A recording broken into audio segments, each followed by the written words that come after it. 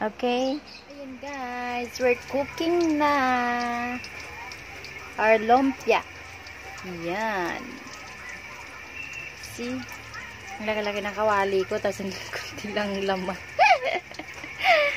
May gulay. Ayan. Minimize lang yung apoy natin para hindi siya masunog. Diba? Para maluto pati sa loob yung pork. Ayan, ayan, ayan. Ayan na siya guys. Inano ko na siya sa kabilang side. Kasi parang brown na siya.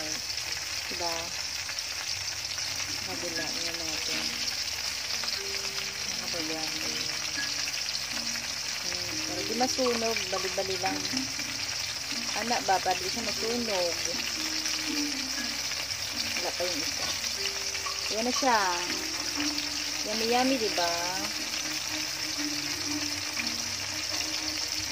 Nailaw ko na. Ayan, na siya. Ang bango ng amoy niya. Sarap na ng amoy. Ayan.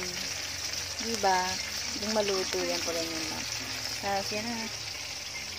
Pilang yung alin yan. Minimize lang yung apoy natin. Ayan guys, nagutom na ako sa amoy niya. Amoy palang ulam na.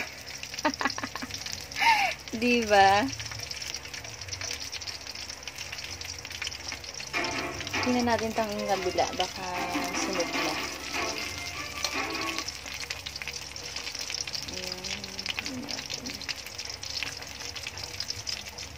Ayan. Check lang natin side by side.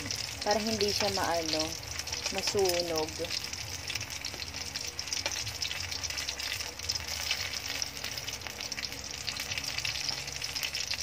Sinuga dito sa kabila. Kunti lang kasi mantika, kaya ganito. Kunti lang nilagay ko kasi sayang din kasi pag dinamihan. Kunti lang naman niluluto ko.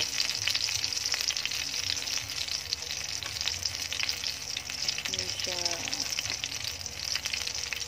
Ano ba yan? Yan. Hindi ba? Sarap na siya guys. Sarap ng amoy. Nagutom na ako. Maya-maya, sibugan na to. Sarap.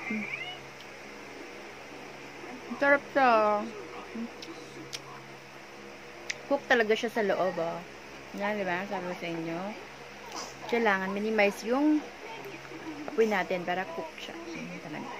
Sarap siya. Sarap.